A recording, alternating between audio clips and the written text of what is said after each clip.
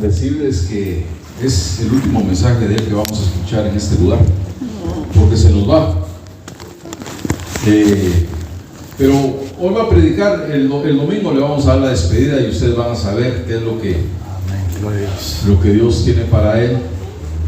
Pero yo creo que va a pasar buen tiempo sin que lo miremos. Así que escuchemos en esta noche el mensaje, nos vamos a edificar como siempre. Y pues el domingo Kevin les va a contar de qué se trata, a dónde va, por qué es que se va. Pero pues se cambia de estado, pero por un motivo bueno del Señor. Pero el próximo domingo pues vamos a estar orando por él y despidiéndolo, ¿verdad? Y te vas a quedar aquí con nosotros, porque esta es tu iglesia, esta es tu casa. Y siempre que necesites de nosotros, aquí vamos a estar. Pero ya no les digo más, ni él tampoco les va a decir nada hasta el día domingo. Bueno, el tiempo es tuyo.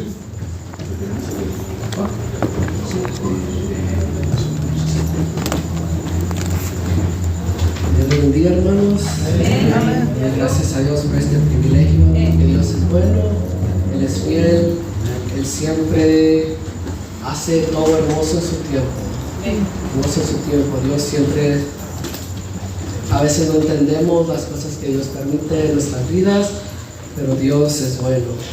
Antes de empezar, le voy a pedir, hermano Cristian, si puede hacer una oración. Dios Padre, gracias Señor por siempre mantener este precioso lugar, Señor, con las puertas abiertas para venir a gozarnos, Señor, para venir a exaltar tu santo nombre. Gracias, Señor, por las oportunidades que nos das a cada uno de nosotros, así como levantarnos, así también acostarnos, Señor, por tu misericordia que es grande. Te pido por el hermano Kevin que lo siga fortaleciendo, ayudándolo, Señor. Gracias por su vida. Te pedimos que hables por medio de él. Sigue usando, Señor mío. Te pedimos que te manifiestes siempre en este lugar. Que la palabra que ahorita de ti, Señor mío, pueda ser una semilla para nuestra vida, Señor. Pedimos que tengas piedad también, Señor, y que puedas cumplir los anhelos y deseos de cada uno de nosotros. Bendice este servicio, Señor, Dios, del principio a fin. Como lo hemos venido pidiendo.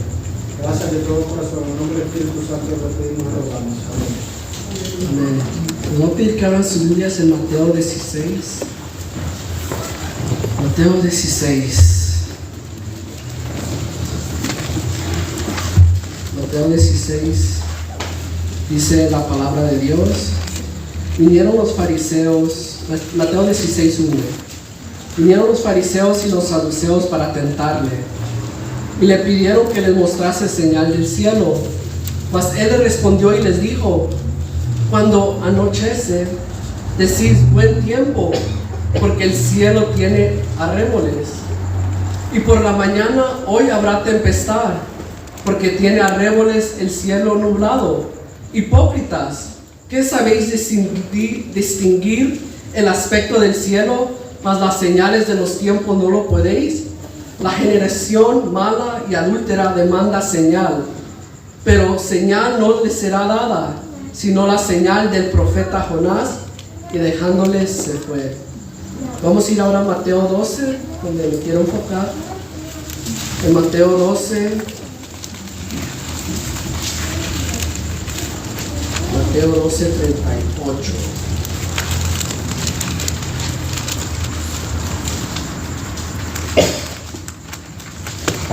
Mateo 12, 38 dice la palabra de Dios. Entonces respondieron algunos de los escribas y los fariseos: Maestro, deseamos ver de ti señal. Y respondió y les dijo: la generación mala y adúltera demanda señal, pero señal no les será dada, sino la señal del profeta Jonás. Porque como estuvo Jonás en el vientre del gran pez 3 días y 3 noches, así estará el Hijo del Hombre en el corazón de la tierra 3 días y 3 noches. Los hombres de Nínive se levantarán en el juicio con esta generación y la condenarán, porque ellos se arrepintieron a la predicación de Jonás y aquí más que Jonás en este lugar.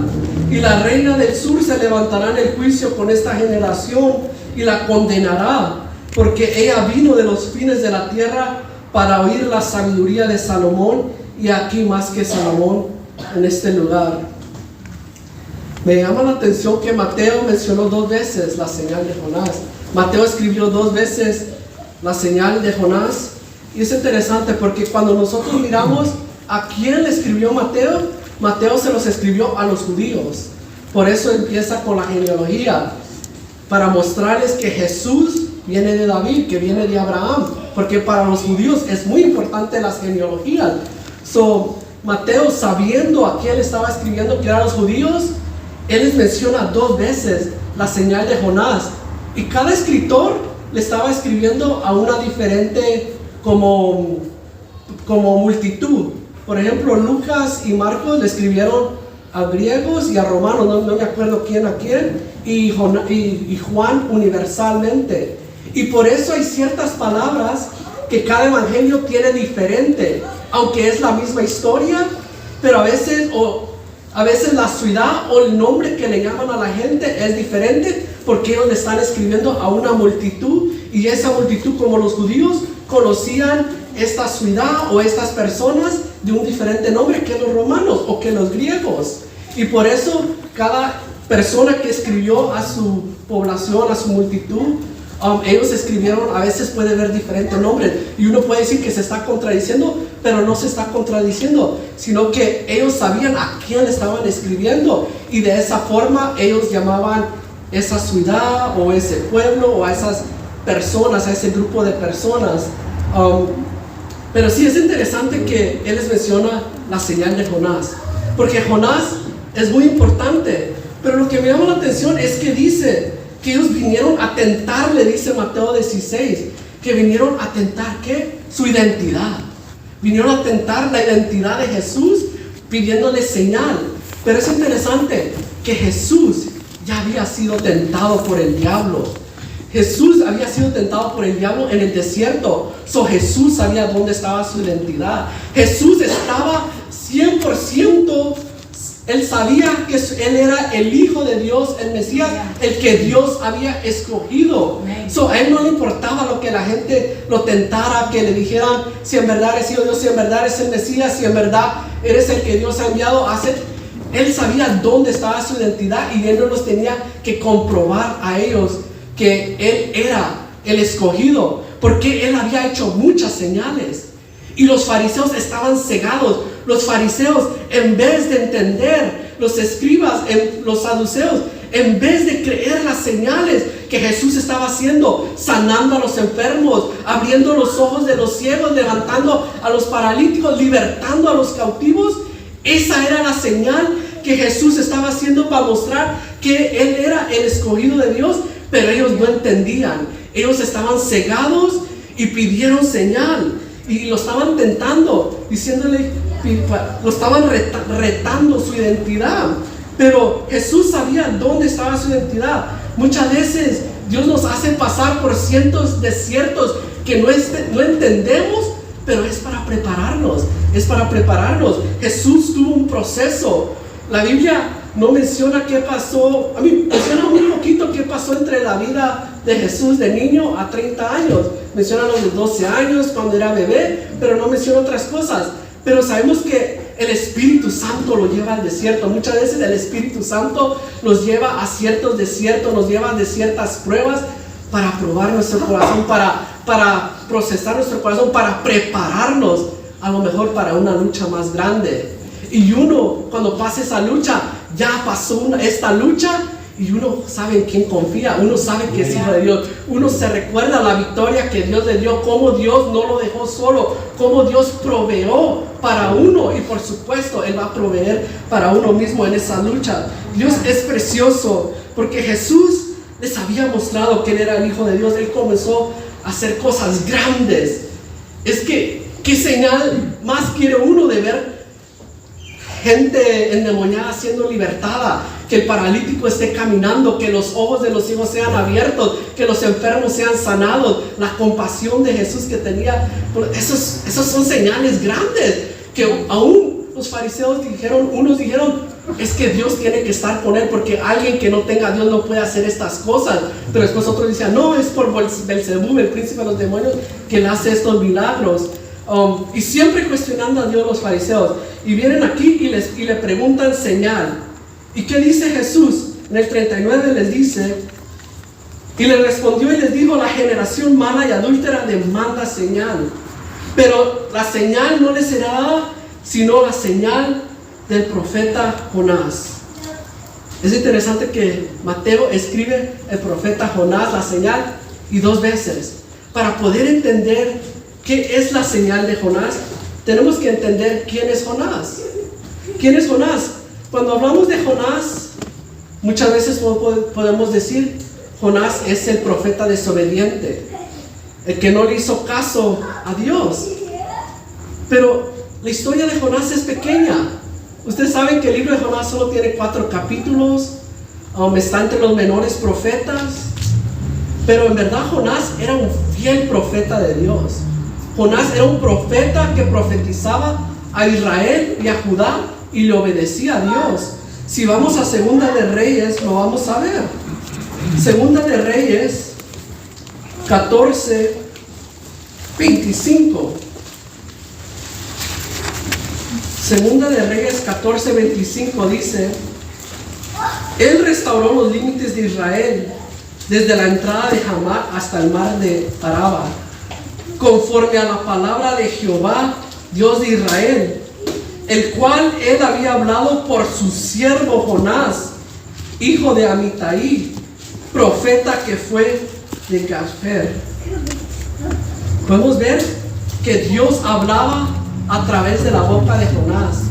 Jonás era un profeta escogido por Dios. Era un fiel profeta que le profetizaba a Israel y a Judá. En Segunda de Reyes 9 menciona que Eliseo escoge a uno de los hijos de los profetas que le vaya a profetizar a Jehú, que él iba a ser rey. Mucha gente piensa que ese es Jonás, que Eliseo fue el que mandó a Jonás a profetizarle a Jehú. La Biblia no dice, pero Jonás fue en los tiempos de Eliseo, fue en esos tiempos de Eliseo. Pero podemos ver cómo Jonás es fiel. Él es un fiel profeta y lo que Dios le decía, él obedecía. Jonás obedecía. Pero ¿qué pasó en la historia de Jonás? Cuando vamos a Jonás, quiero que vayamos al libro de Jonás. Cuando vamos a Jonás, que está después de Abdías, antes de Miqueas. Es interesante que la historia de Jonás nos muestra la desobediencia de Jonás. Cuando Segunda Reyes dice que él era un fiel profeta. ¿Qué pasó aquí? ¿Por qué Jonás desobedeció a Dios? Para poder entender eso tenemos que entender la perspectiva de Jonás. Porque Dios hablaba a Jonás. Él profetizaba a Israel. Él profetizaba a Judá. Él estaba en su círculo, que Dios era el Dios de los judíos, que Él era el Dios de Abraham, Isaac y Jacob. Y cuando Dios le dice, ve a Nínive a predicar, no, por supuesto que no voy a ir. Ellos son enemigos de nosotros. Ellos son asirios que odian a Israel. Esos son nuestros enemigos que se levantan contra Israel, que persiguen a nosotros. Puede haber diferentes razones por las cuales Jonás desobedeció a Dios. Y puede ser, una de esas razones, puede ser, ellos son enemigos de nosotros. ¿Por qué voy a ir a profetizarles arrepentimiento a ellos? Yo prefiero que tú los castigues, que tú los mates, que tú los borres, para que ellos no se levanten contra nosotros. Y si usted se pone a pensar, si él tiene ese pensamiento, tiene razón.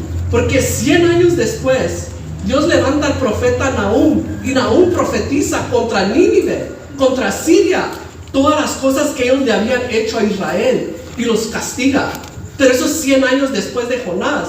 Jonás, tú eres Dios de los judíos, tú eres Dios de nosotros. ¿Cómo voy a ir a compartir tu misericordia, a predicarles a una nación que no te conoce, que es gentil? Y como ustedes saben, a veces la Biblia usaba la palabra perros, los judíos, a los gentiles. Y eso está en la Biblia. los consideraban perros. Ellos están fuera de nosotros, ellos no son escogidos de Dios. Yo no les voy a predicar a ellos. Puede ser que Jonás no les fue a predicar porque él sabía que Dios era un Dios perdonador, compasión. Y él decía, si yo voy a predicar, ellos me van a considerar un falso profeta si no viene castigo contra ellos. Y usted sabe que en esos tiempos la palabra de un profeta se tenía que cumplir, y si no se cumplía lo tenían como falso. O él a lo mejor podía tener esa mentalidad. No sé, no sé por qué Jonás quiso huir de Dios, pero él huyó. Y muchas veces Dios nos puede llamar a algo que muchas veces nosotros no entendemos y creemos que no es parte de Dios porque no está en nuestro pensamiento, no está como en nuestro círculo, en nuestra caja, en nuestra mentalidad de cómo uno a veces piensa que solo Dios puede actuar de esta manera. Es algo que Dios me estaba enseñando de Jonás por los últimos 2 meses. He estado estudiando este libro, he estado estudiando la señal de Jonás, y lo he podido comparar como Pedro. Cuando Dios lo llamó a predicarle a Cornelio, Dios lo tuvo que preparar y darle una visión para que Pedro pudiera entender. Y muchas veces Dios nos quiere llamar fuera de nuestra conformidad, de nuestro conforme, de lo que uno está acostumbrado, de lo que tiene sentido. Y muchas veces Dios nos puede llamar fuera de ese círculo o caja, como usted quiera llamarle. Y uno a veces puede decir, es que no, eso es imposible. Dios no va a hacer eso.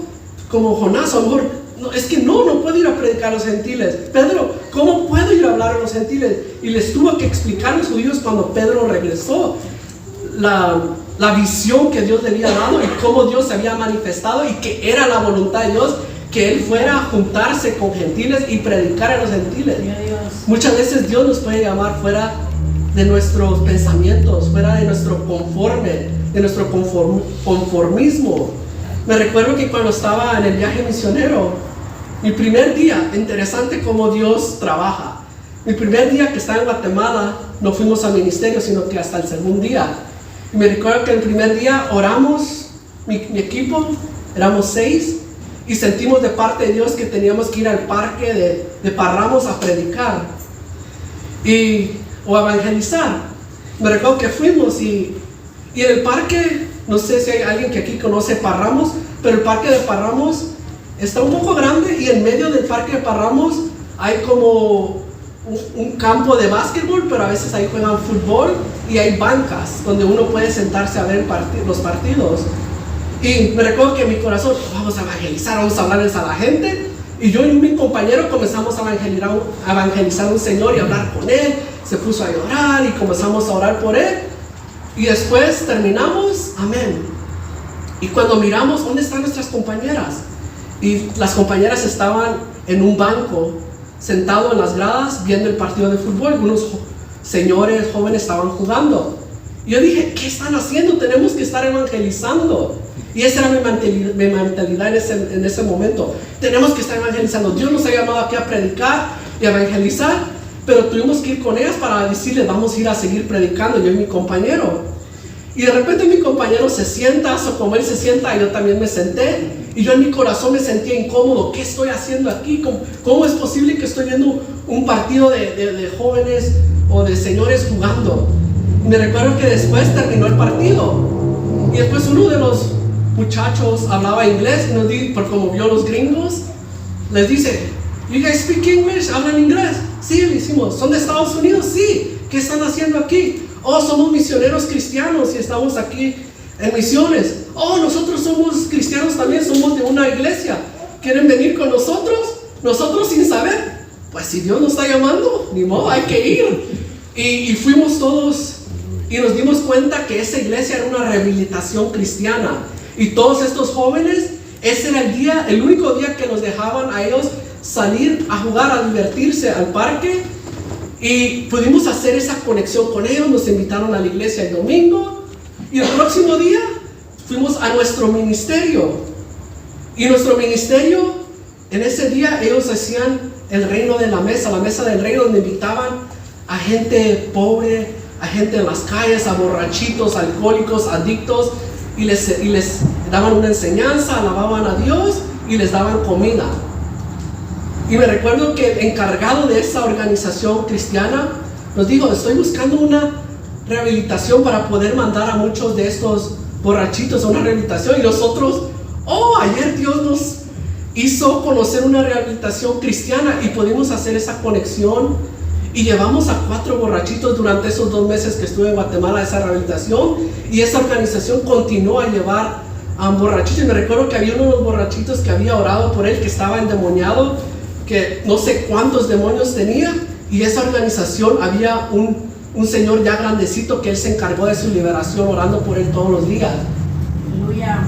Y esa fue una gran enseñanza para mí, que Dios me estaba enseñando. Muchas veces yo no voy a actuar de tu pensamiento como tú piensas. Yo puedo actuar de muchas diferentes maneras. Yo actúo de maneras que a veces tú no puedes entender. A veces uno puede juzgar, criticar, puede decir, no, es que solamente esta es la única forma que Dios puede actuar, y Dios actúa de fuera de nuestro pensamiento. Y esa fue una enseñanza que Dios me tuvo que enseñar antes de empezar, como se dice, las misiones, antes de empezar ese viaje misionero. Y le doy gracias a Dios porque Dios me comenzó a abrir la mente para poder entender que Él actúa fuera de nuestro, a veces, de nuestro costumbrismo. Y es interesante porque esto le estaba enseñando Dios a Jonás, lo estaba llamando. Y ustedes saben la historia de Jonás, que él desobedeció, que él decidió huir, que él decidió irse lejos de Dios. Pero Dios es muy bueno, porque Dios, la mano de Dios siguió a Jonás. La mano de Dios, la misericordia de Dios fue con Jonás. Muchas veces Dios puede ir detrás de uno, como dice, Él deja las 99 y va por la una perdida. Y muchas veces Él no va detrás de una persona porque Él sabe que esa persona va a regresar como el hijo pródigo. El papá no lo siguió, sino que lo esperó. Y cuando regresó, lo recibió con sus brazos abiertos. Dios actúa de diferentes maneras. A veces Él va detrás de ellos y a veces no va detrás de ellos, porque Él sabe que van a regresar y lo recibe con sus brazos abiertos cuando regresan. La misericordia de Dios es buena. Él fue detrás de Jonás. Ustedes saben la tormenta que Él levantó para mostrarle que Él estaba detrás de él.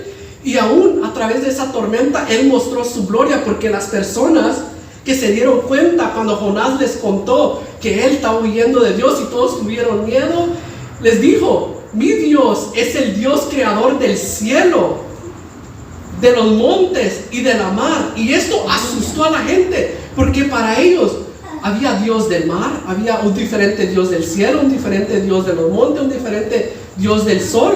Pero al Jonás, al decirle: mi Dios es el creador de todo, eso les dio temor. Y cuando vieron el poder de Dios, cuando lo tiraron, ustedes saben que lo tiran fuera del barco, lo tiraron. Dice que se calmó y dice que tuvieron temor de Dios. Dice que ellos dijeron: el Dios, ese es el Dios verdadero. Y Dios es precioso, porque Dios habla todos los lenguajes. Él entiende todos los lenguajes. Uno alaba a Dios en español, hay gente que alaba a Dios en inglés, hay gente que la alaba en Indonesian, no sé cómo decirlo en español, en japonés, ustedes saben, en mandarín, en arameo. Dios también habla animal. Él habla pez, Él habla perro, Él habla pájaro. Él entiende los lenguajes de los animales. Y Él manda, ustedes saben la historia, que Él manda a un pez grande. Unas personas creen que es una ballena, que se traga a Jonás. Y es precioso porque Jonás estuvo 3 días y 3 noches en la ballena, como ustedes saben, Jesús lo dijo también. Y Jonás hace una oración de gratitud en Jonás 2. Él hace una oración preciosa, una oración tan linda de gratitud a Dios. No le dice a Dios que lo salve, sino que Él comienza a derramar su corazón. Pero algo que me llama la atención es Jonás 2:9. La última oración de Jonás 2:9 le dice Jonás: la salvación es de Jehová. Aleluya. Esas palabras me tocaron cuando estaba estudiando Jonás, palabra por palabra. Estas son las que más me llenaron el corazón. Jonás sabía que la salvación es de Dios. La salvación es de Dios. Eso es precioso, saber que nosotros tenemos salvación por la pura misericordia, gracia de Dios, por el sacrificio de Jesús. La salvación es de Jehová. Y Jonás experimentó la salvación de Jehová. Pero él no pudo entender esa misma confesión que él confiesa en su oración, las salvaciones de Jehová. No pudo entender por qué Dios salvó a Nínive, por qué él salvó a esa gente, si uno puede decir pecadora, malvada, asesinos, saber qué habían en esa ciudad, saber qué perversidades habían. Y él no pudo entender que la salvación es de Jehová. Como ustedes saben, que cuando Dios lo vuelve a llamar, esta vez, después de ese castigo que Dios le da a la tormenta, estando en el pez por 3 días, 3 noches, él dice: ok, voy a obedecer. Tú mandas, Dios, tú eres el que mandas, voy a ir a predicar. Y él va a ir a predicar. Y la señal de Jonás, para mí, es la misericordia que Dios tuvo en Jonás. Porque en Jonás miramos la misericordia de Dios, miramos el perdón de Dios, la gracia de Dios, la redención de Dios. Como Dios perdonó a Jonás por huir de él, por huir. Como él tuvo gracia de Jonás, cómo salvó su vida. Hubo salvación. Jonás, la señal de Jonás es salvación. Dios tuvo misericordia, gracia, lo salvó del pez, de la muerte. Aún en Jonás 2 él dice que lo libertó de la muerte, lo libertó de la sombra, del valle de la sombra y muerte. Dios lo libertó. Esa es la señal de Jonás, que Dios tuvo una gran misericordia y gracia, lo salvó, lo perdonó, tuvo gracia de él. Y él no pudo entender que así mismo, como Dios tuvo misericordia de él, Dios también quería tener misericordia de Nínive. Y él va y comienza a predicar a Nínive. Y ustedes saben que Nínive se arrepiente. Dice que se pusieron en ayunos. Ahora, no sé cómo Jonás se miraba. Mucha gente dice que a lo mejor estaba pelón, no sé si apestaba por estar por 3 días y 3 noches en el pez. La Biblia no dice, pero por una razón el pueblo de Nínive escuchó la voz de Jonás. Escuchó y se arrepintieron. Y esta es una señal. Por eso el libro de Jonás es precioso y está en nuestra Biblia, está en la Biblia de los judíos, está en el libro de los judíos, porque es una enseñanza enseñándole a Israel: ustedes, Israel, somos escogidos. Pero miren, yo tuve misericordia de Nínive, que no son escogidos, que no son mis hijos, porque ellos se arrepintieron. Y si ellos se arrepintieron, ¿cómo no más voy a tener misericordia de ustedes? Que ustedes son mi pueblo escogido, que ustedes son lo que yo escogí, que yo amo. Si ellos se arrepintieron y los perdoné, yo también a ustedes los voy a perdonar, que son mi amado, que son mis escogidos, que yo los amo, que son hijos de Abraham, de Isaac y de Jacob, el pueblo escogido por Dios. Esa es la enseñanza por la cual Jonás está en el Antiguo Testamento, está para los judíos. Es una enseñanza para mostrarles que él puede moverse fuera de la línea que a veces uno pone. Ellos dicen solo Dios es el Dios de los judíos, pero ahí Dios está enseñando: yo también soy el Dios de los gentiles, yo también tengo misericordia de los gentiles, yo también tengo misericordia de cualquiera que no es judío pero se arrepiente y reconoce mi nombre. Y eso es precioso, porque la misericordia de Dios no la podemos entender.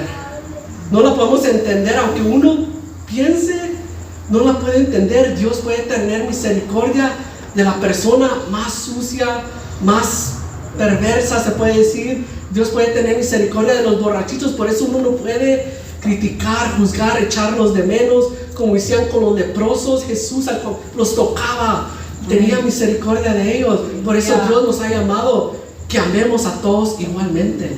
Igualmente, no importa si sea una persona bien vestida o sea una persona que no esté bien vestida. Dios quiere que tratemos a todos con amor, porque Dios no hace acepción de persona. Pero esa es la enseñanza que Dios le comienza a enseñar a Jonás. Y ustedes saben que Jonás se enoja, que dice que estoy enojado hasta la muerte, que es una petición que Dios nunca le contesta a sus siervos. Si se ponen a pensar, todos los siervos de Dios que le pidieron: Dios, ya me quiero morir, ya no aguanto esto, prefiero morir. Dios no le contestó a ninguno de ellos.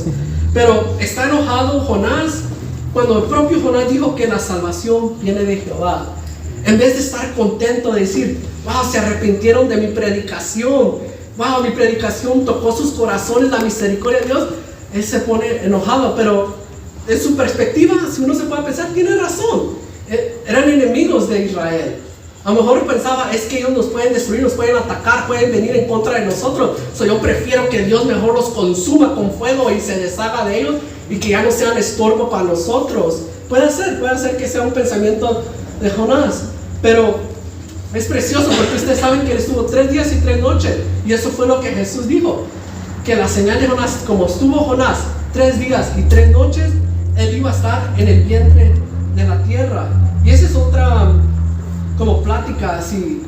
Hay gente que dice que Jesús no fue como al Seol o al infierno. Hay otra gente que dicen sí, por lo que dice Mateo 12:40, que dice así estará el Hijo del Hombre en el corazón de la tierra 3 días y 3 noches.